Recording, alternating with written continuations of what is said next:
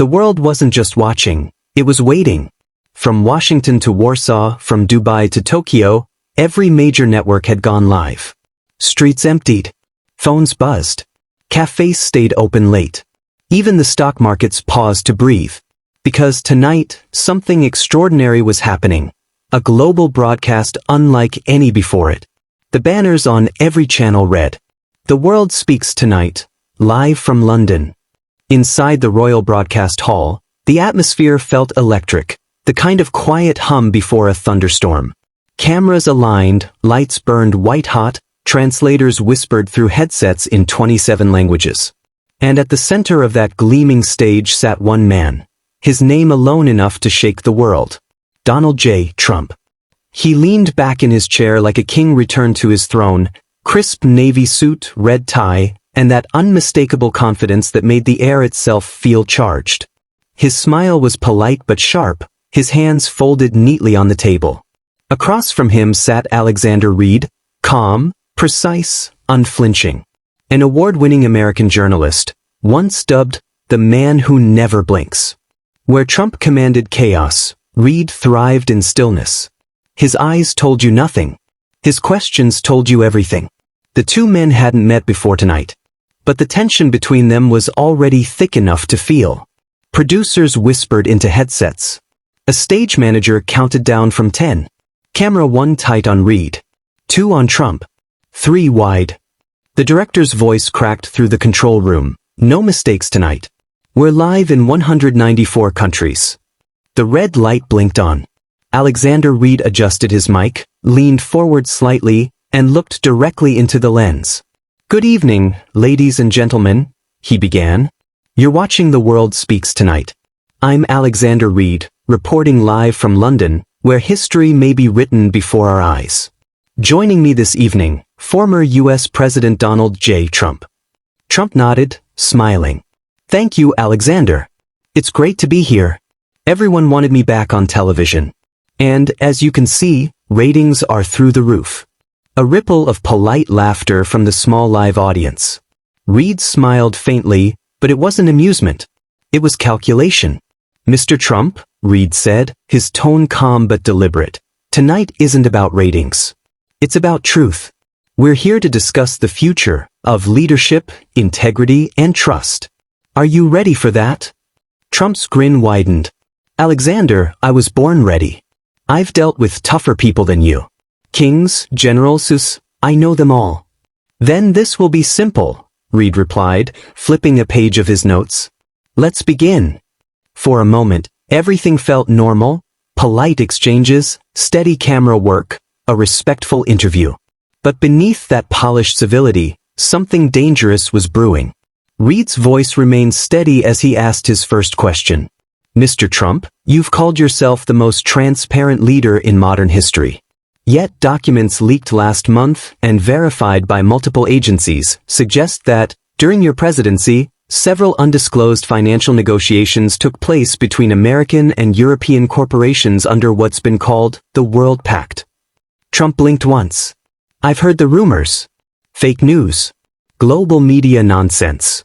"Then you deny ever hearing of it?" Reed pressed. Trump's smile flickered, just for a second. "Alexander," he said, chuckling, "the only pacts I've made were for America's greatness. The rest, just jealous people trying to rewrite my success." Reed didn't look away. "We'll see about that." The control room exchanged quick glances. This wasn't the opening question they expected. The director muttered, "He's going in early." Trump leaned back, his tone now slightly firmer. "Let me tell you something, Alexander. The world needs strong leaders, not weak interviewers chasing headlines." Reed's lips curved into the smallest of smiles. "Then let's make this headline worth remembering." The red light above the camera burned brighter, almost like it knew what was coming. Somewhere between the confidence of power and the quiet of truth, the stage was set. Because tonight, for the first time in years, Donald Trump wasn't in control. The red light above the lens burned steady, the heartbeat of a moment the world would never forget. Inside the Royal Broadcast Hall, time itself felt suspended. Donald Trump sat with that trademark posture, half defiance, half performance. his confidence radiating even as the questions still hung in the air. The World Pact. Across from him, Alexander Reed didn't move. His stillness was its own weapon. Mr. Trump, Reed began softly, you've dismissed the World Pact as rumor. Yet, according to verified transcripts, the initiative was discussed in a private 2020 meeting between executives from North Core Energy, Delta Infrastructure, and 3 world leaders, including the United States. Your name appears in those notes. Trump laughed, loud, dismissive, almost theatrical. Alexander, you're reading gossip. I ran a government, not a gossip column. I've never even heard of Delta Infrastructure, fake companies made up by desperate journalists. Reed nodded calmly. They exist. Registered in Zurich, 2018. Their directors include 2 men you've publicly endorsed in business forums. The laughter faded. In the control room, the producers leaned forward. He's cornering him, one whispered. Trump's eyes sharpened. You're fishing, Alexander. I've dealt with reporters like you for years. You twist, you cut, you misquote. You don't report, you perform. Reed smiled faintly. Then consider this your stage. The line hit perfectly, quiet, elegant, devastating. Trump straightened his cuffs, buying time. You know, I built an empire from nothing. I brought jobs back, I rebuilt borders. Now people who've never built a lemonade stand are lecturing me about integrity. Reed didn't respond to the insult. Instead, he reached for a small folder on the desk and opened it slowly. The cameras zoomed in just enough to catch the glimpse of official seals and blacked-out names. This, he said evenly, is a classified briefing leaked 2 weeks ago by an unnamed source. It details payments routed through shell accounts to fund what's called Project Unity. Those payments began the same month your administration signed the 2020 Trade Expansion Order. Care to comment? Trump's smile vanished. Where did you get that? His voice dropped an octave. Low, controlled, dangerous. I ask the questions here, Reed said, his tone even colder. And the people watching deserve an answer. For the first time, Trump didn't respond right away. The silence between them wasn't empty. It was heavy, alive, trembling with the tension of power meeting precision. Finally, Trump leaned forward, elbows on the table. You don't understand how the world works, Alexander. Deals happen every day. People meet, talk, exchange interests. That's politics. That's leadership. Reed's voice was quiet, but it carried weight. Leadership doesn't hide behind closed doors. It stands under light. Trump chuckled again, but this time it was tighter, more defensive. You sound like one of those idealists who've never been in the real fight. I've been attacked, sued, targeted, and still I win. You want to talk light? I am the light. The people know it. Reed leaned back slightly. Then they'll see clearly, won't they? The room went still again. The audience didn't dare move. Trump tilted his head. You're walking a dangerous line, son. There's a reason most reporters don't talk to me like this twice. Reed's reply came without hesitation. That's because most reporters are afraid of losing their jobs. I'm not. The control room's director whispered, Oh, this is getting real. Trump smirked. Brave words for a man sitting in front of the most successful president in modern history. Reed didn't blink. Success without truth isn't legacy. It's theater. For a heartbeat, they just stared at each other, 2 men from the same country, speaking to 2 different worlds. Trump leaned forward, lowering his voice. You want truth? Here's one. The media doesn't want leaders, they want villains. And when they can't find one, they make one. That's what you're doing now. Reed met his gaze, calm and steady. No, Mr. Trump. I'm not making a villain. I'm revealing one. The words landed like a blade. The director whispered to his crew, Stay close on camera too. Don't cut. The next 30 seconds could make history. Trump inhaled sharply, sitting back again, his smile returning, colder this time, sharper. You've got guts, Reed. But be careful. Some truths cost careers. Reed replied, and some lies cost nations. The air froze. Everyone in that room, the crew, the translators, the millions watching, knew they were witnessing something that wasn't just news. It was confrontation on the edge of collapse. And somewhere deep in the shadows of the control booth, a silent alarm blinked. A security feed detecting an unknown transmission trying to access the live broadcast feed. But no one noticed. Not yet. Because in that moment, Donald Trump and Alexander Reed were staring each other down, and neither planned to blink first. A soft hiss filled the studio, barely audible, like the sound of static bleeding through the walls. At first, no one noticed. Not the cameraman, not the producers, not even the security officers flanking the back wall. But Alexander Reed did. His ears caught the frequency shift, the faint digital buzz of a signal that didn't belong. He didn't move his eyes from Trump. "We're still live, correct?" he asked, keeping his tone casual. The director's voice echoed faintly through his earpiece. "Affirmative. All feeds stable." Except they weren't. On the monitor in the control room, a secondary window flickered, an unauthorized data feed trying to overlay itself on the main broadcast. Someone was hacking the stream. Before the technicians could react, the image on the screens across the world glitched once, just a flicker, and then stabilized. But something had changed. Behind the two men, on the massive LED backdrop showing a map of the world, a new set of coordinates appeared for a fraction of a second before fading to black. The control room panicked. What was that? Coordinates, what did they mean? Cut the background. Cut it now. But Reed didn't flinch. He kept his eyes locked on Trump, his instinct screaming that the leak wasn't an accident. It was live evidence. Trump noticed too. He turned slightly toward the backdrop, confusion breaking through his composure. "What's going on here?" he demanded. "Is this some kind of stunt?" Reed spoke softly, dangerously calm. "No, Mr. Trump. This isn't me. Someone just joined our conversation." The world's broadcast feeds trembled for half a heartbeat, and then the main screen behind them suddenly filled with an image. A document. Dated. The headline read, "Confidential, the World Pact / Project Unity, Phase 2. The room gasped. The audience erupted. Trump's face went pale. The cameras kept rolling. The broadcast didn't stop. Every screen from New York to Nairobi was now displaying the same classified file. The director shouted, "Kill the feed!" But it was too late. The hacker, or the whistleblower, whoever it was, had taken over the global stream. Reed turned toward the screen. His heartbeat slowed, but his voice stayed level. "Mr. Trump," he said, each word sharp as glass, "I believe the world just received the answer you refused to give." Trump slammed his hand on the desk. "This is fake. You're setting me up." Reed shook his head. "I didn't do this, and you know it." On the screens, a single paragraph scrolled into focus under the seal of an international energy alliance. Phase 2 will ensure continuity of financial influence across North America and Europe through private capital agreements directed by executive authorization under the codename Liberty Vault. The signature below it was unmistakable. Trump's. The control room was chaos.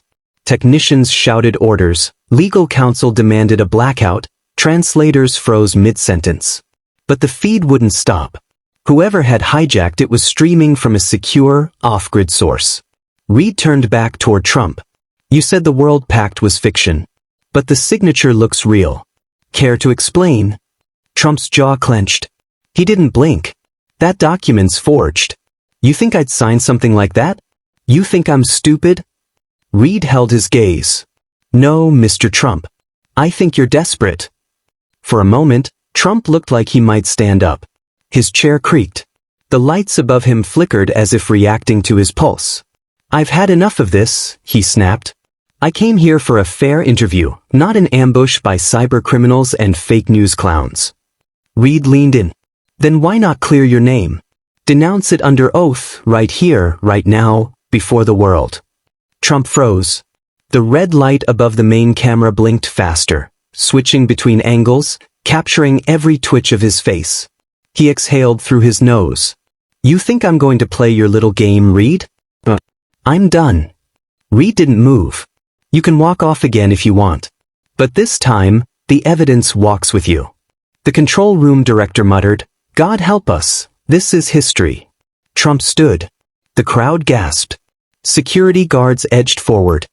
He looked down at Reed, eyes burning. This whole thing is a lie. Reed's voice dropped to a whisper. Then tell the truth. Trump hesitated, torn between rage and control, pride and exposure. For a man who had commanded armies of cameras all his life, this was the one frame he couldn't control. And somewhere out there, whoever had leaked the World Pact was watching him fall apart in real time. The red light blinked again. The feed didn't end, and the world waited to hear what he would say next.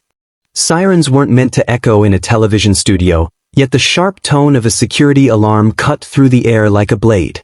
Every monitor in the control room flashed red, unauthorized feed active.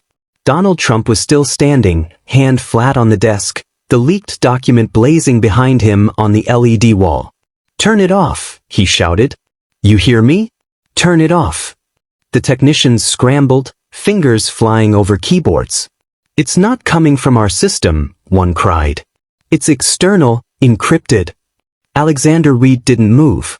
He sat perfectly still, eyes locked on Trump, voice calm amid the chaos. "Mr. President, someone wants this truth out. You can stop shouting, but you can't stop the signal." Trump spun toward him, furious. "This is treason. Do you understand what you've done?" Reed's tone was surgical. "No, sir. I understand what you've hidden." The security team burst through the back doors, black suits, earpieces, urgency dripping from every motion. "Cut the power. Seal the feed." A technician shouted back, "We kill power, we lose the archives, everything goes dark." Trump's voice thundered, "Do it." But before anyone could act, the LED screen flickered again. A new image replaced the document, a live video feed, time-stamped 20 minutes ago. It showed a high-level boardroom somewhere in Geneva. 3 men and 1 woman sat around a table lined with tablets. Their faces were clear. One of them spoke. "Phase 3 requires confirmation from Liberty Vault. Once we have executive reauthorization, funds will move by morning." The feed froze on the final frame, Trump's signature on the bottom corner of the displayed contract. Gasps rippled through the crew. Reed's heartbeat pounded in his ears, but his voice stayed even. "Mr. Trump, that's not from a document. That's a recording." Trump's face drained of color, then flushed crimson. "That's deepfake garbage. You people don't understand AI." Reed folded his hands. "Maybe, but it's your voice, your face, your name." Trump lunged forward, pointing straight at the camera. "This is war. You're all part of it, globalists, tech thieves, fake journalists." The control room director whispered, "We're still live in 186 countries. Do we cut?" Reed's earpiece buzzed with the producer's frantic voice. "Alex, we can end this. Say the code word, we'll drop the signal." He hesitated. His entire career hung between truth and survival. Across from him, Trump seethed, breathing heavy, sweat shining under the studio lights. "You want a confession?" he growled. "Fine. I built deals. I made money. But so did every leader you worship. Don't pretend I'm the only one." Reed whispered, "Then you admit it exists." Trump froze. Realized the trap too late. "You twisted my words." "No," Reed said quietly. "You revealed them." The alarm went silent.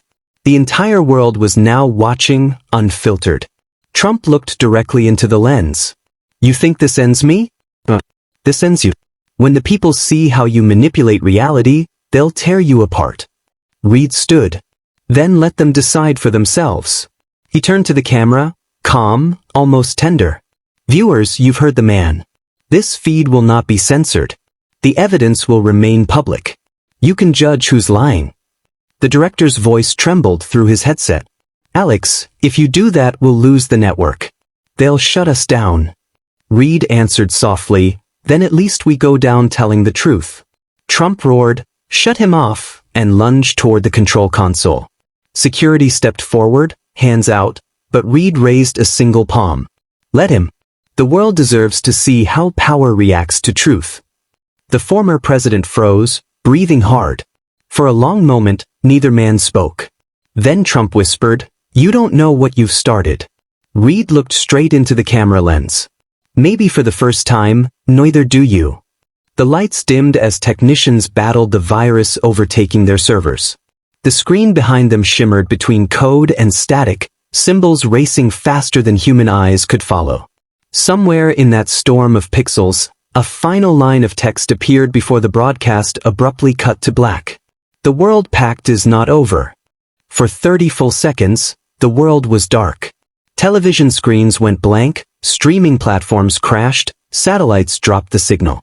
But silence, real silence, is never just empty. It's waiting. Inside the Royal Broadcast Hall, the emergency lights kicked in, flooding the set in dim amber. The audience murmured nervously. Technicians swore under their breath. Cables sparked. Trump stood in the half-light, his face tight with rage. "You just destroyed the biggest broadcast on Earth," he snapped. "You think they'll ever put you on air again?" Alexander Reed adjusted his tie, still unnervingly calm. "That depends who they are, Mr. Trump." Before Trump could reply, every monitor in the control room flickered, once, twice, and then the main feed came back online. The red light above the lens turned on by itself. The broadcast had restarted. "What the hell?" the director muttered. "We didn't reboot anything." Static filled the screens for a heartbeat, then the camera focus sharpened back on the two men. The world could see them again. Trump looked toward the camera, blinking hard. "We're still live?" Reed's earpiece buzzed with static, then a whisper, not from the control room. A distorted digital voice. "This transmission cannot be stopped." He froze. Trump caught the expression. "What did you hear?" Reed didn't answer. His pulse spiked. "Who's speaking?" The voice returned, louder now, broadcasting through the studio speakers themselves. "Truth has no switch. You tried to bury it, but it lives inside your own signal." Gasps echoed from the crew. The audience stepped back, whispering. Trump spun toward the ceiling, scanning for speakers. "Is this some AI trick? Who's behind this?" The lights flickered again. The LED screen behind them came alive, displaying a looping feed of encrypted text and numbers. Then, abruptly, the scrolling stopped, and a new image appeared. A live shot. From inside the building. Camera 6, one of the security feeds, was now streaming to the world. It showed a small, windowless room deep inside the studio. A single operator sat there, face hidden by the glow of multiple monitors, surrounded by open servers and cables. The person wore a headset and a global news ID badge. Reed's eyes widened. "That's inside our own transmission center." Trump's voice rose. "You mean your own people are doing this?" "This was never me." "It's you, Reed. You staged this whole thing." Reed shook his head. "No. This goes beyond us. Someone planned this long before tonight." The mysterious figure in the feed turned slowly toward the hidden camera. The world saw their face. It was Sarah Connors, Reed's executive producer. The woman who had been feeding him lines through his earpiece all night.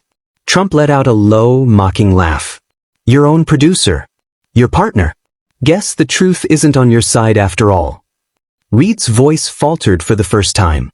"Sarah, what are you doing?" Through the speakers, her voice came calm and cold, distorted but clear. "Finishing what we started." The screen behind them split into two feeds now, one showing the studio, one showing Sarah typing commands. Phase 4 activated. Transmission relay global. Reed's earpiece crackled again. "Alex, they'll silence both of you. Keep him talking. We're almost done." Trump slammed his fist on the desk.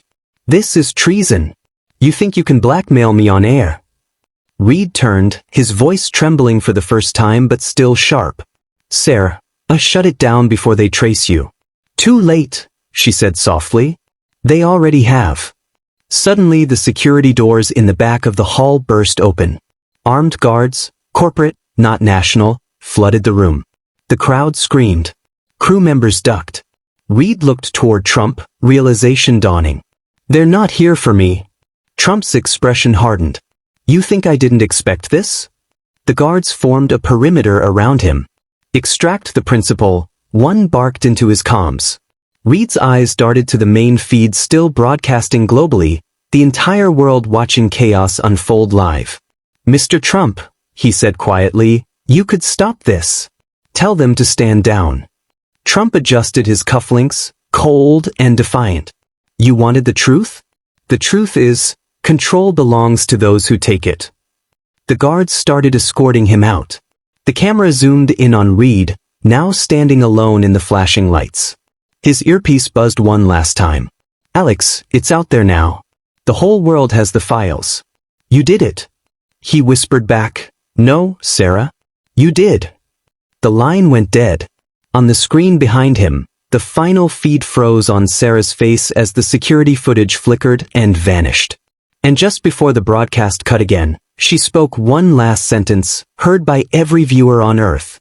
"The world pact ends tonight." Then, static. The red light died. The broadcast was gone. The morning after the broadcast, the world felt tilted.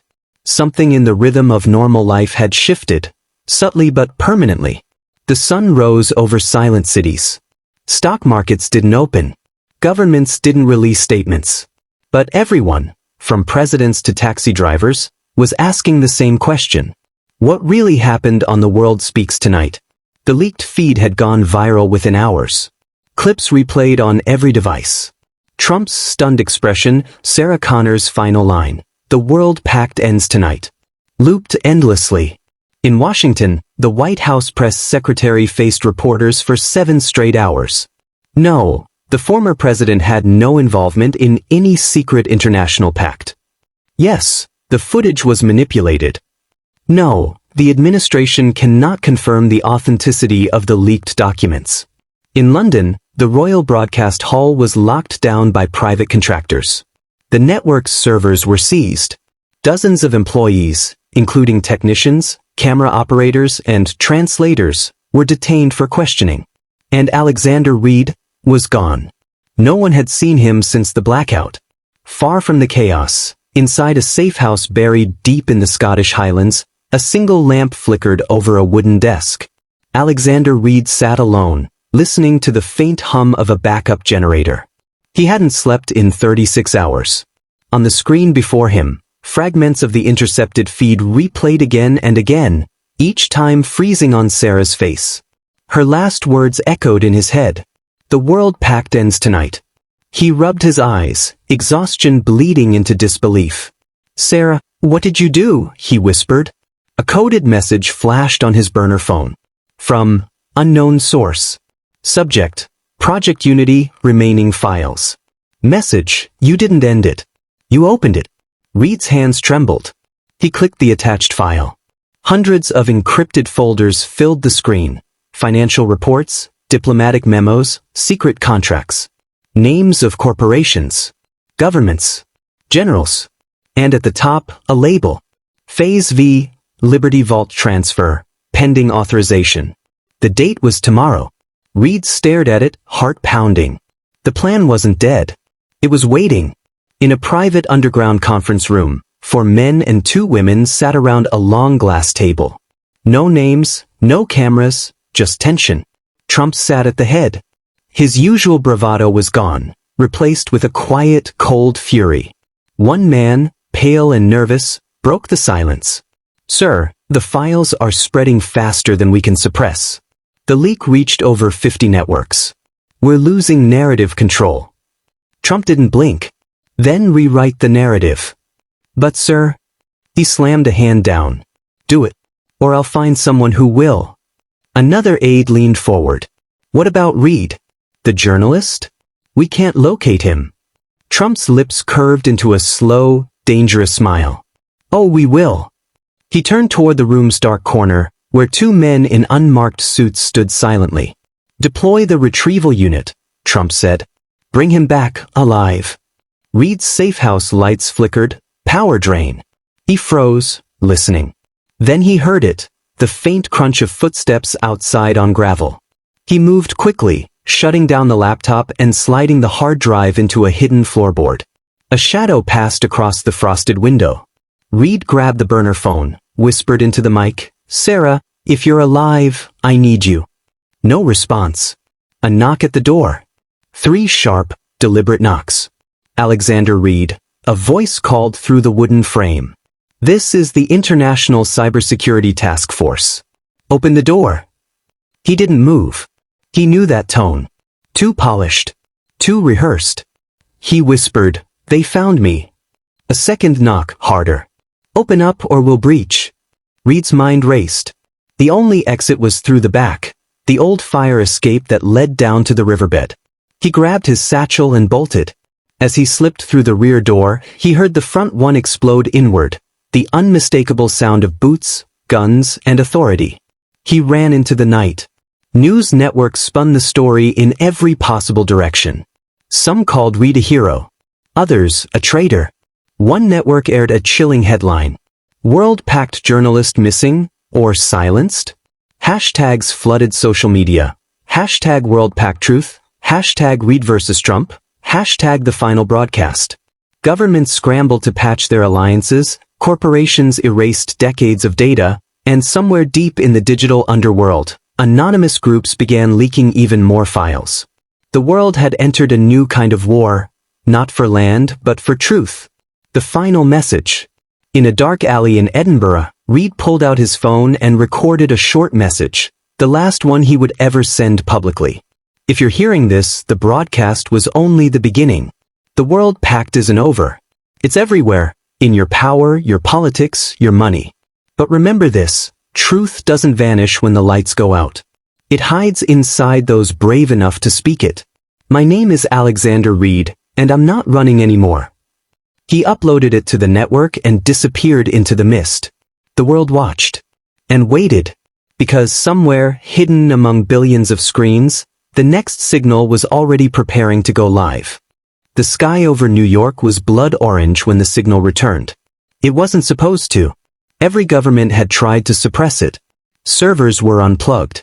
Satellites were rerouted. And yet, at 7:14 p.m. Eastern Standard Time, the feed came back online. Billions of screens flickered to life. The familiar studio reappeared, empty this time, no audience, no lights. Just a single chair beneath a dim spotlight. Then a voice. Familiar. Alexander Reed. If you're watching this, I'm already gone. The world froze. But before they erased me, I left something behind. You've all seen the leaks, the documents, the footage, the denials. But none of that matters anymore. Because the World Pact wasn't about politics or power. It was about ownership. A low hum resonated beneath his words, the faint whir of data scrolling on the LED wall behind him. For decades, global leaders, across parties, across nations, built a secret framework. They didn't want control of people. They wanted control of truth. If you control truth, you control belief. And if you control belief, you control the world. The LED screen began to display faces, not just Trump, but CEOs, ministers, generals, even journalists. All connected by red lines. The World Pact wasn't a meeting. It was a network. And I was part of it too. A collective gasp rippled across the watching world. Reed's tone softened. That's why they trusted me to interview Trump. I wasn't just chosen, I was approved. Until Sarah Connors changed everything. Images of Sarah flashed on the wall, her working late, sending messages, the moment she hijacked the feed. She wasn't trying to expose me. She was trying to wake me up. She gave her life to pull truth out of the dark. Reed's voice cracked, just slightly. They'll call her a traitor. They'll call me a liar. But truth doesn't need permission. It just needs witnesses. He paused, looking straight into the lens, into every living room, every phone, every office across the planet. The files you saw weren't the end. They were the beginning. The real evidence, the full list, is hidden in plain sight.